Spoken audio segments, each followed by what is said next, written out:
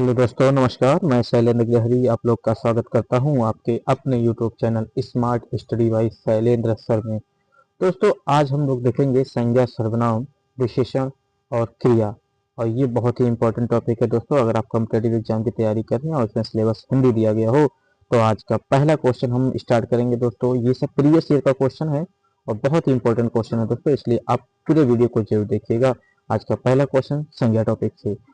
पहला क्वेश्चन है जो कि पीजीटी 2013 में पूछा गया था कि आपका घर जिस शहर में है उस शहर का नाम संज्ञा का कौन सा भेद सूचक सूचित करता है। ठीक है, तो ये व्यक्तिवाचक, किसी का नाम भी होगा ये व्यक्तिवाचक में जाएगा दोस्तों। किसी का नाम होगा, चाहे शहर का नाम होगा, चाहे किसी पर्सन का नाम होगा या फिर किसी जानवर का नाम होगा, वो किस में जाएगा? व्यक्तिवाचक में जाएगा दोस्तों। अब आगे चलते हैं।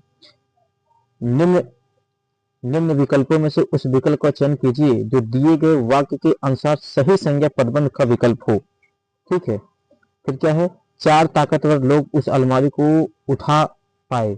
चार ताकतवर लोग उस अलमारी को उठा पाए, तो इसमें कौन सा ऑप्शन सही हो जाएगा दोस्तों? इसमें ऑप्शन आपका होगा चार ताकतवर लोग। कितने? चार। क्या बताना था? कि संज्ञा पदबंध आपको बताना था। ठीक है, तो लोग, अब कैसे? चार ताकतवर लोग, ये क्या है? संज्ञा पदबंध हो जाएगा। बहुत पूछा जाता है एग्जाम में दोस्तों। नेक्स्ट क्वेश्चन कि बड़े बड़ाई ना करे बड़े न बोले बोल, बड़े बड़ाई ना करे बड़े न बोले बोल, रहीमन हीरा कब कहे लाख टका के मोल। ठीक है दोस्तों, तो ये यहाँ पर रहीम द्वारा लिखित इन पंक्तियों में बड़े शब्द का प्रयोग जिस रूप में हुआ है वह क्या है? तो उसको क्या कहेंगे? वो संज्ञा के रूप में हुआ है। अब ऐसे भी क्वेश्चन पूछा जाता है एग्जाम में दोस्तों कि ये सेंटेंस मतलब ये पंक्तियां किसके द्वारा लिखा गया है? तो किसके द्वारा लिखा गया है? रहीम के द्वारा लिखा गया है। अब इसमें बड़े जो शब्द आ रहा है ये संज्ञा का काम कर रहा है, यही आपसे एग्जाम में पूछा गया था। नेक्स्ट क्वेश्चन, द्वार द्वार भटकना में प्रयुक्त द्विरुक्ति द्वार द्वार है। क्या है? द्वार द्वार भटकना में प्रयुक्त द्विरुक्ति द्वार द्वार क्या है? यह है समग्रता प्रकट करने के अर्थ में। ठीक है, समग्रता प्रकट करने के अर्थ में बताया गया है दोस्तों। इसके बाद नेक्स्ट क्वेश्चन आता है। अब देख इसके और थोड़ा डिटेल देख लेते हैं दोस्तों, क्योंकि इंपॉर्टेंट फैक्ट है ये। द्वार द्वार संज्ञा शब्द की द्विरुक्ति है। द्विरुक्ति का एक दोहराव होता है, दोहराना होता है। एक उक्ति को दो बार उच्चारित करना। इसकी रचना सार्थक शब्दों की आवृत्ति से होती है और प्रस्तुत वाक्य में द्वार द्वार द्विरुक्ति का प्रयोग समग्रता प्रकट करने के अर्थ में हुआ है। अब देखिए दोस्तों, द्विरुक्ति विभिन्न अर्थों का घोषक इस प्रकार है। देखिए, पारस्परिक संबंध बताने के अर्थ में, जैसे भाई भाई का प्रेम, पारस्परिक संबंध बनाने के अर्थ में भी द्विरुक्ति का प्रयोग होता है। जैसे भाई भाई का प्रेम हो गया। अतिशयोक्ति प्रकट करने के अर्थ में, जैसे दाने दाने का मोहताज, यानी कि बहुत ज्यादा ही गरीब। अतिशयोक्ति प्रकट करने के अर्थ में भी द्विरुक्ति का यानी दो बार सेम शब्द का रिपीटिशन होता है। काले काले बाल, यानी कि उसके जो बाल हैं बहुत काले हैं, अतिशयोक्ति बताया जा रहा है। उसके बाद फिर क्या बताया जा रहा है? भेद बताने के अर्थ में, जैसे रंग रंग के फूल, यानी कि क्या है? रंग रंग के फूल मतलब कई रंग के फूल इसमें मिक्स हैं, तो ये अंतर बता रहा, भेद बताने का। नए नए खेल, मतलब जो खेल अब आजकल हो रहे हैं तो कई टाइप के हो रहे हैं, नए नए खेल निकलते रहे हैं। एक जात होने के अर्थ में छोटे छोटे, एक जात होने के अर्थ में क्या? छोटे छोटे लड़के, मतलब जो लड़के हैं कैसे हैं? सब छोटे छोटे लड़के हैं, मतलब एक समानता दिखा रहा है यहाँ पर। अभाव में छोटी छोटी वस्तुएं, फीकी फीकी, फीका फीका रंग, यह अभाव बताया। निश्चय अर्थ में आएगा जाएगा। ठीक है दोस्तों, नेक्स्ट क्वेश्चन आता है। निम्नलिखित वाक्यों के अनुसार संज्ञा उपवाक का विकल्प बताइए। ठीक है, निम्नलिखित वाक्यों के अनुसार संज्ञा उपवाक का विकल्प बताइए। दीपक ने कहा कि वह कल नहीं आ सकता, तो संज्ञा उपवाक आपको बताना है। तो संज्ञा उपवाक क्या होगा? दीपक ने कहा। ठीक है, यानी कि संज्ञा आपको बताना था, संज्ञा वाले सेंटेंस पदबंध बताने थे, तो क्या हुआ? दीपक ने कहा। ठीक, ये आपका बी वाला ऑप्शन सही हो जाएगा। अब देखिए संज्ञा उपवाक होता क्या है, इसके बारे में थोड़ा हम जान लेते हैं। क्या है संज्ञा उपवाक? जो आश्रित उपवाक संज्ञा की तरह व्यवहार करे उसे संज्ञा उपवाक कहते हैं।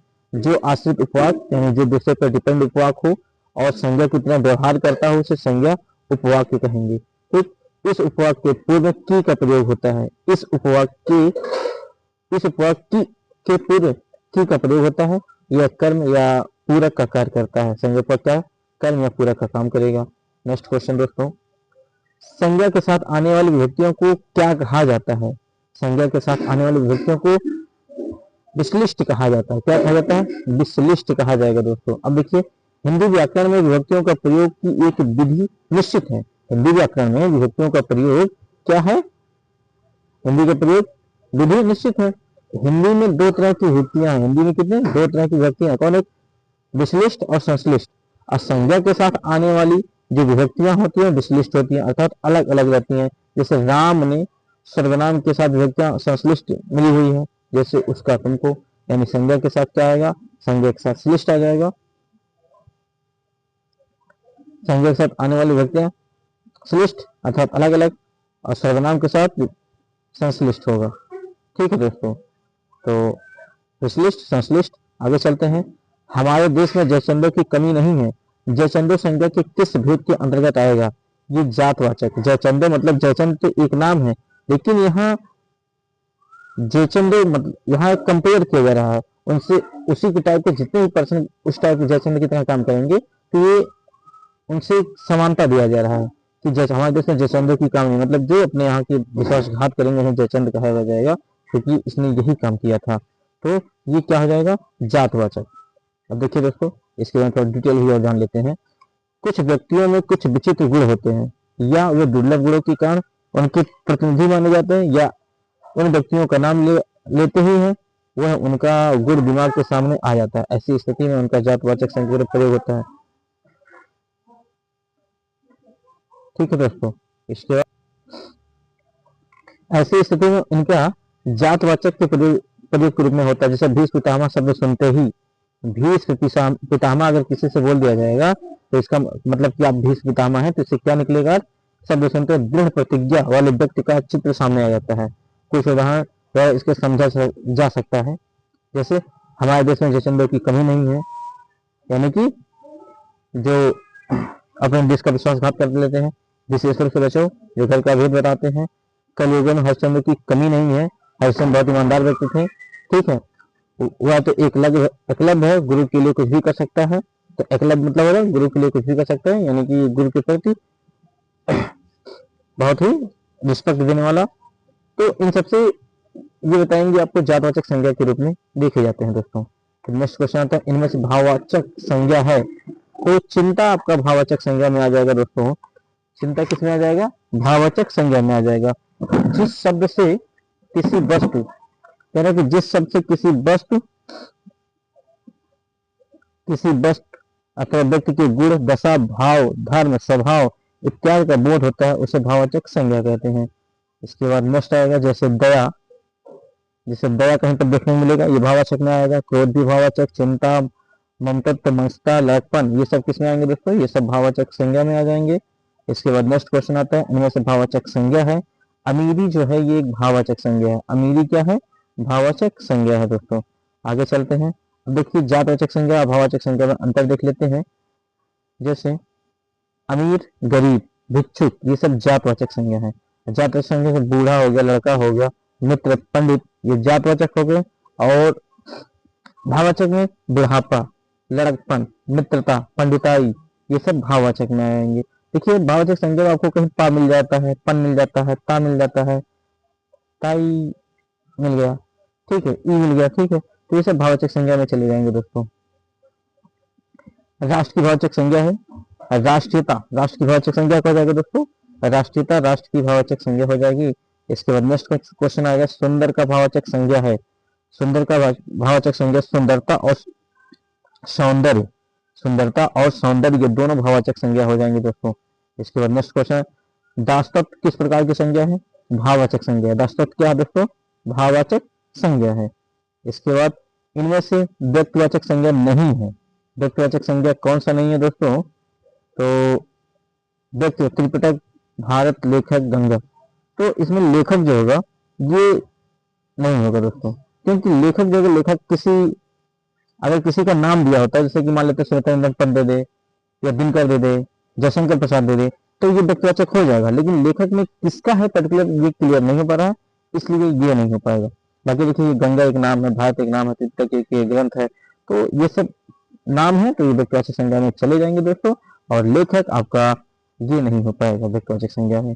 अन्य महत्वपूर्ण तथ्य देखते हैं दोस्तों कि व्यक्तिवाचक संज्ञा सिंधु अमेरिका मतलब किसी का नाम हो गया, सिंधु अमेरिका, सोमवार, दीपावली ये नाम ही है। बाकी जातवाचक में जुलाहा, ठग, प्रोफेसर, वर्षा ये सब जातवाचक संज्ञा में चले जाएंगे दोस्तों। आज गणित के अध्यापक ने कक्षा नहीं ली, वाक्य अर्थ के आधार पर वाक्य है, क्या है? निषेधवाचक, क्योंकि यहाँ नहीं शब्द आ गया है तो ये क्या हो गया? निषेधवाचक वाक्य हो जाएगा दोस्तों। इसके बाद नेक्स्ट क्वेश्चन आता है, निम्न विकल्पों में से उस विकल्प का चयन कीजिए जो समूह वाचक संज्ञा का सही विकल्प है। तो क्या है दोस्तों? भीड़। निम्न विकल्पों में से उस विकल्प का चयन कीजिए जो समूहवाचक संज्ञा का सही विकल्प है। तो भीड़ आपका समूहवाचक संज्ञा हो जाएगा। इसके बाद आते हैं दोस्तों नेक्स्ट क्वेश्चन, टॉपिक आपका आ जाता है। तो टॉपिक आपकी बार होगा सर्वनाम। कथ्य हिंदी व्याकरण द्वारा संज्ञा प्रतिनिधि शब्द का प्रयोग किसके लिए किया गया है? कथ्य हिंदी व्याकरण द्वारा संज्ञा प्रतिनिधि शब्दों का प्रयोग किसके लिए किया गया है? तो ये किया गया है दोस्तों सर्वनाम के लिए। किसके लिए? सर्वनाम के लिए। देखिए यूएलटी ग्रेड 2018 में पूछा गया क्वेश्चन है दोस्तों। इसके बाद नेक्स्ट क्वेश्चन आता है कि निम्न विकल्पों में से उस विकल्प का चयन कीजिए जो मध्यम पुरुष वाचक सर्वनाम का सही विकल्प है। तो आप सब, क्या है दोस्तों? आप सब हो जाएगा। निम्न विकल्पों में से उस विकल्प का चयन कीजिए जो मध्यम पुरुष वाचक सर्वनाम का सही विकल्प है। तो आप सब हो जाएगा।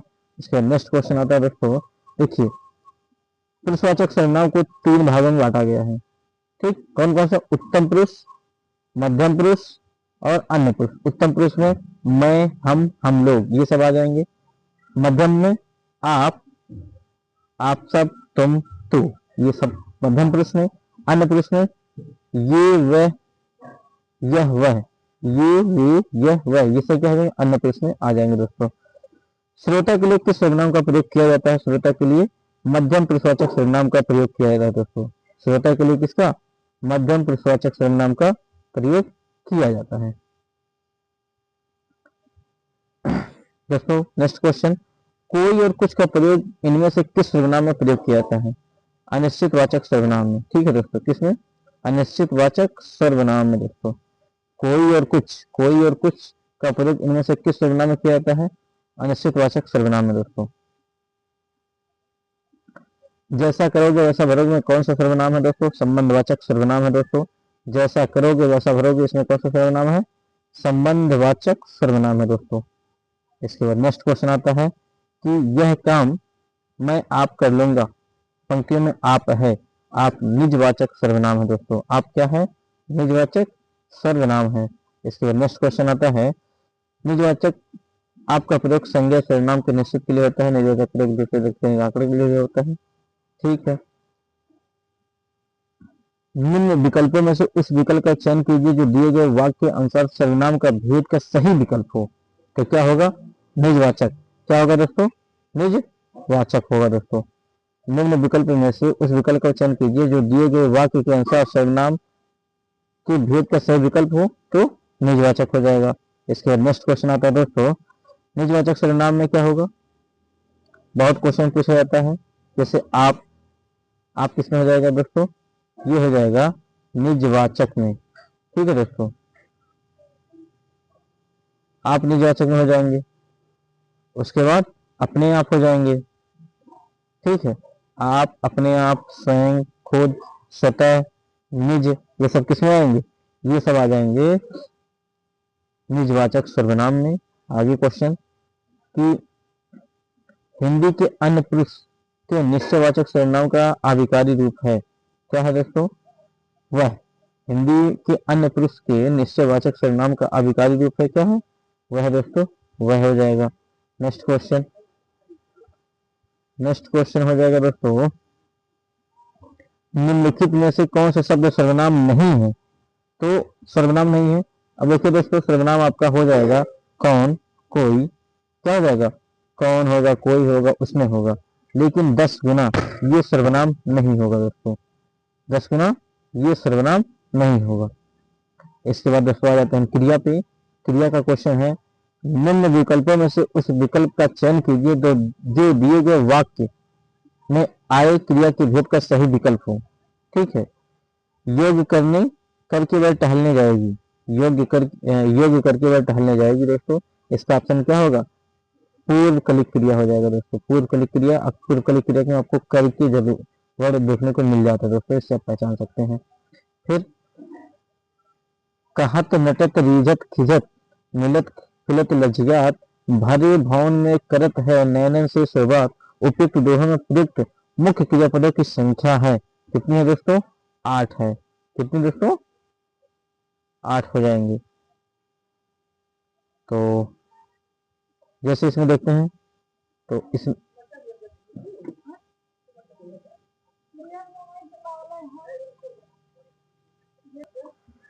तो प्रस्तुत दोहे में प्रयुक्त मुख्य क्रियापदों की संख्या कितनी है दोस्तों? मुख्य क्रियापदों की संख्या 8 है। यह दोहा रीतकालीन रीत सिद्ध कवि बिहारी द्वारा रचित है, जो अंत्य अनुप्रास अलंकार का संयोग श्रृंगार का अद्भुत उदाहरण है। इस क्रिया निम्नलिखित वाक्यों में से एक संयुक्त क्रिया का प्रयोग नहीं हुआ है। ठीक है, तो इसका क्या होगा? मैं अपने घर में रहूंगा, इसमें संयुक्त क्रिया का प्रयोग नहीं हुआ दोस्तों। मैं अपने घर में रहूंगा, इसमें संयुक्त क्रिया का प्रयोग नहीं है, बाकी सब में हुआ है।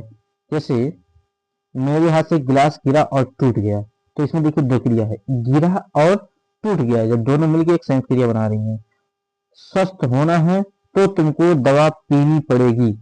ठीक है, तो पीनी पड़ेगी यानी पड़ेगी भी और पीनी भी है। ठीक है, और यहाँ देखिए होना है, स्वस्थ होना है तो तुम्हें दवा पीनी पड़ेगी, होना है, तीन दोनों संयुक्त क्रिया हो जाएंगे।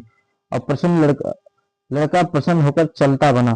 प्रसन्न होकर मतलब प्रसन्न होकर चलता बना। ठीक, चलना और प्रसन्न होना दो क्रियाएं मिलकर संयुक्त क्रिया बन रही है दोस्तों। नेक्स्ट क्वेश्चन, चिड़िया आकाश में उड़ रही है, वाक में उड़ रही क्रिया है, क्या है दोस्तों? अकर्मक क्रिया हो जाएगी। ठीक है दोस्तों, क्या होगी? अकर्मक क्रिया हो जाएगी। फिर उठाना क्रिया का अकर्मक रूप है। उठाना क्रिया अकर्मक रूप है किसका है? उठना का है दोस्तों। ये उठना का उठाना क्रिया का अकर्मक रूप है उठना का। दौड़ना, सोना, रोना, लगाना इत्यादि अकर्मक क्रिया में आती है दोस्तों। तो निम्नलिखित में से एक अकर्मक क्रिया है, कौन सा? रोना आपका अकर्मक क्रिया हो जाएगा दोस्तों। नेक्स्ट क्वेश्चन, निम्न वाक्य में कोष्टक में दिए गए पद परिचय वाला सही विकल्प चुनिए। वह अपने गांव की मिट्टी छूने के लिए मैं यानी कि तरस गया, मैं तरस गया, तो इसमें क्या होगा? क्रिया होगा दोस्तों। ठीक, तरस गया क्या है? एक क्रिया है। तरस गया आपका क्या है दोस्तों? क्रिया है। नेक्स्ट क्वेश्चन, इसमें देखिए बहुत अच्छे से डिटेल में दिया गया दोस्तों, इसको देख लेते हैं। जैसे अपने गांव, गांव क्या है? संज्ञा का काम कर रहा है यानी विशेष हो जाएगा। ठीक है, और गांव किसका गांव? अपना गांव, तो ये विशेषण का काम कर रहा है, गांव की हो गया। ठीक, अब देखिए विशेष हो गया, जातवाचक संज्ञा गांव की, ये जातवाचक संज्ञा बता रहा है दोस्तों, गांव की जातवाचक संज्ञा। मिट्टी द्रव्यवाचक संज्ञा है। तरस गया ये आपका क्रिया होगा दोस्तों। फिर क्रिया के मूल को कहते हैं, क्या कहते हैं दोस्तों? क्रिया के मूल को धातु कहते हैं। क्रिया के मूल को धातु कहते हैं। फिर आता है दोस्तों, क्रिया के मूल को धातु कहेंगे, धातु संस्कृत के शब्दों का निर्माण के मूल तत्व है दोस्तों। उसके बाद नेक्स्ट क्वेश्चन, जिस शास्त्र में शब्दों के शुद्ध रूप और प्रयोग के नियमों का निरूपण होता है उसे क्या कहते हैं दोस्तों? उसे व्याकरण कहते हैं दोस्तों। उसे क्या कहते हैं? व्याकरण। जिस शास्त्र में शब्दों के रूप में शुद्ध और प्रयोग के नियमों का निरूपण होता है उसे क्या कहते हैं? व्याकरण कहते हैं। वाक्य से अलग रहने पर शब्द और वाक्य में प्रयुक्त हो जाने पर शब्द कहलाते हैं, क्या कहलाते हैं? पद कहलाते हैं दोस्तों। ठीक है, वाक्य से अलग रहने पर शब्द और वाक्य में प्रयुक्त हो जाने वाले शब्द यानी पद कहलाते हैं। इसके बाद नेक्स्ट क्वेश्चन आएगा दोस्तों कि निम्नलिखित वाक्यों में से एक सकर्मक क्रिया का प्रयोग हुआ है, तो कह रहा कि निम्नलिखित वाक्यों में से सकर्मक क्रिया का प्रयोग किसने हुआ दोस्तों? ये हुआ है लड़की सिल रही है, ये सकर्मक क्रिया का प्रयोग हुआ है, लड़की सिल रही है। ठीक है, अब नेक्स्ट क्वेश्चन, सकर्मक क्रिया का उदाहरण क्या है? पढ़ना, पढ़ना आपका सकर्मक है, जैसे किताब पढ़ना हो जाएगा। आना, हंसना, दौड़ना ये सब अकर्मक में आ जाएंगे। नेक्स्ट क्वेश्चन, निम्नलिखित में से कौन सा प्रणर्थक क्रिया नहीं है? तो सीखना प्रणर्थक क्रिया नहीं है। ठीक है, सीखना ये प्रणर्थक क्रिया नहीं है, बाकी सभी में प्रणर्थक क्रिया आपको देखने को मिलेगा। फिर आता है निम्न विकल्पों में से उस विकल्प का चयन कीजिए जो दिए गए वाक्य के अनुसार क्रिया पदबंध का उचित विकल्प है। क्या है? खोला जा सकता है दोस्तों। क्या है दोस्तों? खोला जा सकता है। तो खोला जा सकता है ये आपका हो जाएगा। निम्नलिखित विकल्प में उस विकल्प का चयन कीजिए जो दिए गए वाक्य के अनुसार क्रिया पदबंध का उचित विकल्प है। तो क्वेश्चन है, अब कमरा खोला जा सकता है, तो इसका आंसर क्या हो जाएगा? खोला जा सकता है, ये आंसर होगा। आगे चलते हैं दोस्तों, विशेषण और विशेष देख लेते हैं। राम की गाय बहुत काली है, वाक्य में काली शब्द है। काली क्या है दोस्तों? ये एक विशेषण का काम कर रहा है। ठीक है, काली सफेद ये विशेषण ही बताता है। अब देखिए, जिन शब्दों से संज्ञा की गुण दशा स्वभाव आदि लक्षित हो उसे गुणवाचक विशेषण कहते हैं। ठीक, आगे चलते हैं। निम्न विकल्पों में से उस विकल्प का चयन कीजिए जो दिए गए वाक्य के अनुसार सही विशेषण पदबंध का विकल्प हो। तो वृक्षों की घनी छांव से हमें बहुत सुख मिलता है, तो इसका ऑप्शन बहुत सुख क्या होगा दोस्तों? बहुत सुख होगा। नेक्स्ट क्वेश्चन, सही युग्म पहचानिए। दुबला पतला लड़का। ठीक, तो ये बताइए, काले टोपी, काले टोपी, सुनहरा पत्ता, उड़ता हुआ चिड़िया और दुबला पतला लड़का। काले टोपी, काली टोपी होना चाहिए। सुनहरी पत्ती होना चाहिए, पत्ता लिखा है। उड़ता चिड़िया, उड़ती हुई चिड़िया होना चाहिए। यानी कि दुबला पतला लड़का, ये ऑप्शन आपका सही हो जाएगा दोस्तों। इसमें देखो क्या दिया, दुबला पतला गुणवाचक विशेषण है, ये दशा का बोध कराता है। दुबला पतला लड़का ये सही है। और देखिए, टोपी के लिए काली सही, ठीक। पत्ता के लिए सुनहरा होना चाहिए, हाँ ठीक है। उड़ता हुआ चाहिए, उड़ती हुई चिड़िया होना चाहिए। कहाँ है दिया इसमें? लिखते हैं सर। आगे चलते हैं। निम्नलिखित शब्दों में से विशेषण है, विशेषण क्या है? पांचवा आपका क्या है? विशेषण दोस्तों। पांचवा क्या है? विशेषण हो जाएगा। आगे, निम्नलिखित में से कौन सा समुदाय विशेषण है? तो चारों समुदाय क्या है आपका? चारों समुदाय आपके विशेषण हो जाएंगे। देखिए, ये हम विशेषण वाले टॉपिक में पढ़ा चुके हैं दोस्तों, देख लीजिएगा। गणनावाचक विशेषण जिसमें गिनती 1 2 3, क्रमवाचक पहला दूसरा तीसरा लाइन से चलता है। आवृत्ति 2 गुना 3 गुना 4 गुना, समुदाय दोनों तीनों चारों पांचों दसों, प्रत्येक बोधक विशेषण प्रत्येक यानी हर एक। नेक्स्ट क्वेश्चन आता है दोस्तों, दूसरा लड़का कहाँ गया? तो क्रमवाचक, दूसरा लड़का कहाँ गया दोस्तों? क्रमवाचक हो जाएगा। इसके बाद नेक्स्ट क्वेश्चन, सब पेड़ में सब प्रकार के विशेषण है, तो अनिश्चित संख्यावाचक। सब पेड़ में सब प्रकार के विशेषण क्या होगा? अनिश्चित संख्यावाचक विशेषण होगा दोस्तों। उसके बाद नेक्स्ट क्वेश्चन, निम्न विकल्पों में से उस विकल्प का चयन कीजिए जो दिए गए वाक्य के अनुसार विशेषण का सही भेद विकल्प हो। तो क्या होगा? गुणवाचक होगा दोस्तों। क्या होगा दोस्तों? गुणवाचक हो जाएगा। उसके बाद नेक्स्ट क्वेश्चन, उत्साह शब्द का विशेषण क्या होगा? उत्साहित। उत्साह शब्द का विशेषण क्या होगा दोस्तों? उत्साहित होगा। उसके बाद नेक्स्ट क्वेश्चन, निम्नलिखित वाक्यों में से एक विशेषण का प्रयोग नहीं हुआ है। बच्चों ने खाना खाया। कौन? बच्चों ने खाना खाया दोस्तों, इसमें विशेषण का प्रयोग नहीं हुआ। बाकी देखिए, माँ ने गर्मा गर्म खाना बनाया, कैसा खाना था? गर्मा गर्म था, विशेषण हो गया। माँ ने कहा और रोटी लो, माँ ने कहा और रोटी लो, तो माँ ने कहा विशेषण का प्रयोग नहीं हुआ, इसमें हुआ माँ ने कहा और रोटी लो, विशेषण हो गया। दोनों बच्चे बहुत भूखे हैं, तो भूखे कैसे? बहुत भूखे, इसमें विशेषण हो जाता है, यानी कि सी ऑप्शन आपका सही हो जाएगा, इसमें विशेषण का प्रयोग नहीं हुआ है।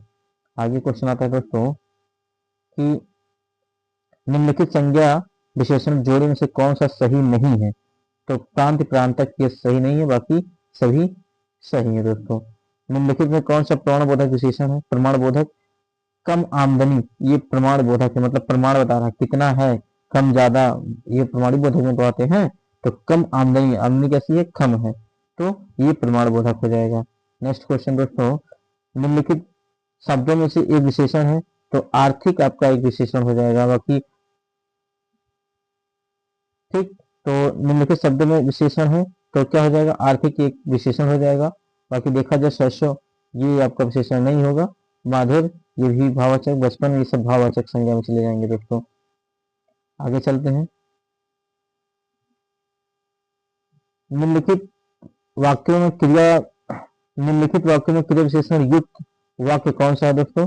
लड़का रोते रोते घर पहुंचा, ये क्रिया विशेषण युक्त वाक्य है दोस्तों। लड़का कैसे घर पहुंचा? रोते रोते घर पहुंचा। ठीक, आगे आगे क्वेश्चन होगा, पहले से बहुत धीरे में कौन सा पदबंध है? तो क्रिया विशेषण पदबंध, क्रिया विशेषण पदबंध, पहले से बहुत धीरे धीरे। आगे चलते हैं कि जहां न पहुंचे रवि वहां पहुंचे कवि, जहां न पहुंचे रवि वहां पहुंचे कवि में कौन सा उपवाक्य है? इसमें कौन सा उपवाक्य होगा दोस्तों? क्रिया विशेषण उपवाक्य होगा। इसमें कौन सा होगा दोस्तों? क्रिया विशेषण उपवाक्य होगा। तो नेक्स्ट क्वेश्चन, किसी न किसी तरह में कौन सा पदबंध है? क्रिया विशेषण पदबंध होगा दोस्तों। किसी न किसी तरह में कौन सा पदबंध है? क्रिया विशेषण पदबंध होगा। आगे चलते हैं, विधान करने वाले शब्दों की विशेषता बताने वाले शब्द किसे कहते हैं? ये है क्रिया विशेषण है दोस्तों। ठीक है, विधान करने वाले शब्दों की विशेषता बताने वाले शब्द किसे कहते हैं? क्रिया विशेषण कहते हैं। फिर निम्नलिखित वाक्य में क्वेश्चन में दिए गए उपवाक्य का नाम बताइए। जहां तुम रहते हो मैं भी वहीं रहता हूँ। इसमें क्या होगा? स्थानवाचक क्रिया विशेषण उपवाक्य, स्थानवाचक क्रिया विशेषण उपवाक्य दोस्तों। ठीक है, निम्नलिखित वाक्य में कोष्टक में दिए गए उपवाक्य का नाम बताइए। जहां तुम रहते हो मैं भी वहीं रहता हूँ, स्थानवाचक क्रिया विशेषण हो जाएगा। ठीक, उसके बाद फिर नेक्स्ट आता है कि अर्थ के आधार पर क्रिया विशेषण